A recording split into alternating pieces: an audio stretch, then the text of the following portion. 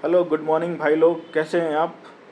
आज हम लोग मार्च का करंट अफेयर करेंगे और मार्च का करंट अफेयर में इंश्योर करेंगे कि कुछ भी जो भी इम्पोर्टेंट है वो छूटे ना। और साथ में ये बता दूं कि ये वीडियोस बनाना मेरे लिए बिल्कुल फर्स्ट टाइम का एक्सपीरियंस है। तो यदि इसमें कुछ इम्प्रूव कर सकते हैं या कुछ सजेस्ट आप करना चाहें तो मुझे कमेंट सेक्शन में बता सकते हैं। नेक्स्ट नेक्स्ट टाइम से मैं कोशिश करूँगा उन सारी चीज़ों को इम्प्लीमेंट करूँ। तो फर्स्ट स्टार्ट करते हैं हम लोग पॉलिटी एंड गवर्नेंस से। और इसका फर्स्ट आपका टॉपिक है जुडिशियल अकाउंटेबिलिटी। तो अकाउंटेबिलिटी की बात करें तो अकाउंटेबिलिटी का मतलब ये होता है कि you must be answerable to your actions. आप जो भी एक्शन ले रहे हैं उसके प्रति आप जवाबदेही तय करें। ठीक है, बट इन रियलिटी मैं आपको बता दूं कि जुडिशियरी में अकाउंटेबिलिटी जैसी चीज़ है नहीं। यदि आप कुछ उनसे आंसर मांगेंगे, आपके ऊपर कंटेम्प्ट ऑफ कोर्ट हो जाएगा और आपको ही प्रोसिक्यूट करेंगे। अभी हाल फिलहाल में बहुत सारे ऐसे एग्जाम्पल मिले हैं। मैं यदि बात करूं कुछ पहले का, तो एक रंजन गोगोई करके सीजेआई बने थे।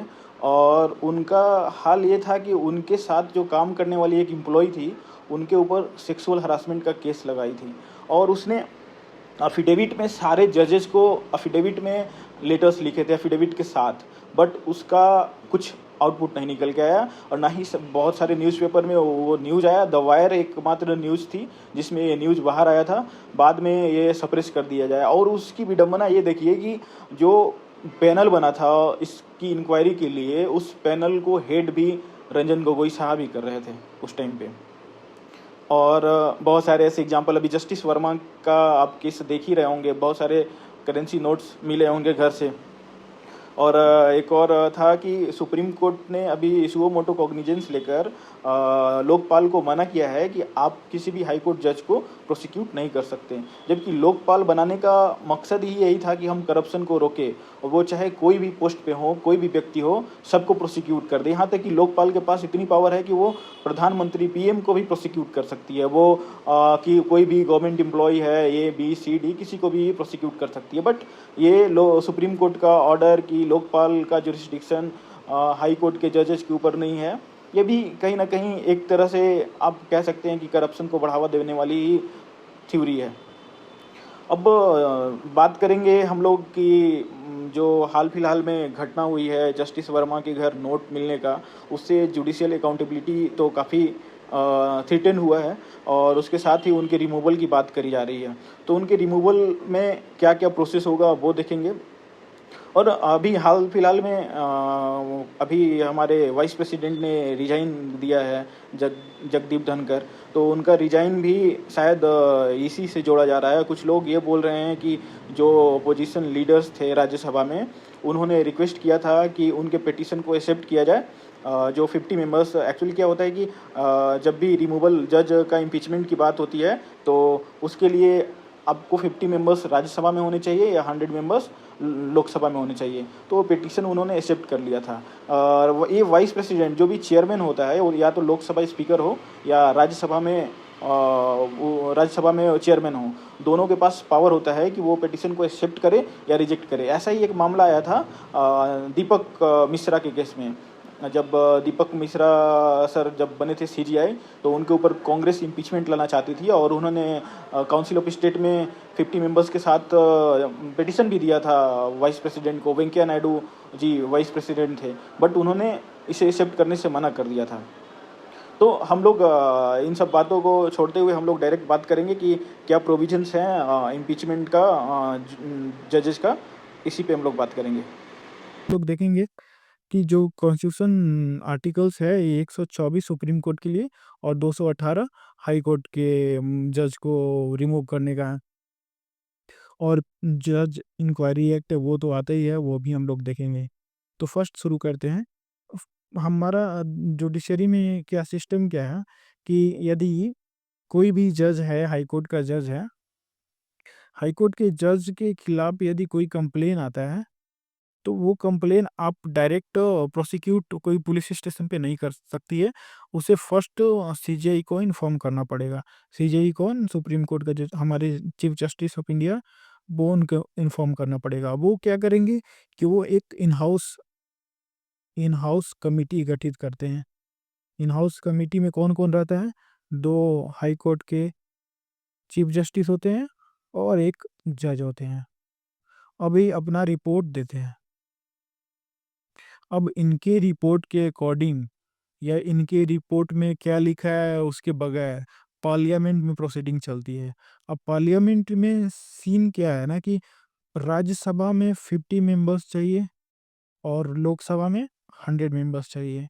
यदि ये लोग रिटन में कंप्लेन देते हैं और लोकसभा स्पीकर को या वाइस प्रेसिडेंट को, वो राज्यसभा चेयरमैन को, तो उनको उनके ऊपर डिपेंड करता है कि वो एडमिट करते हैं या नहीं करते हैं। जैसे हम दीपक मिश्रा जो एक सीजेआई थे हमारे इंडिया के, उनके ऊपर कांग्रेस सरकार ने उनके 50 मेंबर्स जो थे वो अप्रूव करके वाइस प्रेसिडेंट के पास रखे थे कि इनके रिमूवल के लिए प्रोसीडिंग चलाया जाए। तो उस समय जो वेंकैया नायडू वाइस प्रेसिडेंट थे उन्होंने रिजेक्ट कर दिया था। तो ये वाइस प्रेसिडेंट के ऊपर होता है कि वो रिजेक्ट करे या एक्सेप्ट करे, ठीक है? और लोकसभा में वो स्पीकर के ऊपर होता है। तो यदि वो एक्सेप्ट कर लेता है, यदि एक्सेप्ट हो जाता है, तो एक्सेप्ट होने के बाद हमारा जज इंक्वायरी एक्ट 1968 आता है पिक्चर में। अब इसके अकॉर्डिंग क्या होता है, इसके अकॉर्डिंग ना जो स्पीकर हैं या वाइस चेयरमैन है, वो चेयरमैन है, उनको 3 मेंबर्स कमिटी बनाना पड़ेगा। 3 मेंबर्स कमिटी में आपके कौन-कौन हैं? एक तो आपके सुप्रीम कोर्ट के जज हैं और एक हाई कोर्ट के जज हैं और एक होते हैं आपके ज्यूरिस्ट, जो काफ़ी वेल रिकॉग्नाइज्ड जूरिस्ट हैं, वो होते हैं। और तीनों का मेंबर बताती है कि इनके ऊपर सही चार्जेज़ हैं या नहीं हैं। उसके बाद पार्लियामेंट में वोटिंग कराया जाता है। पार्लियामेंट में यदि 2/3 मेजॉरिटी से पास हो जाता है, 50% और प्लस 2/3 मेजॉरिटी से पास हो जाता है, तो उनको उनकी रिमूवल का लास्ट जाता है प्रेसिडेंट के पास और प्रेसिडेंट के अप्रूवल के बाद उन्हें इम्पीच कर दिया जाता है।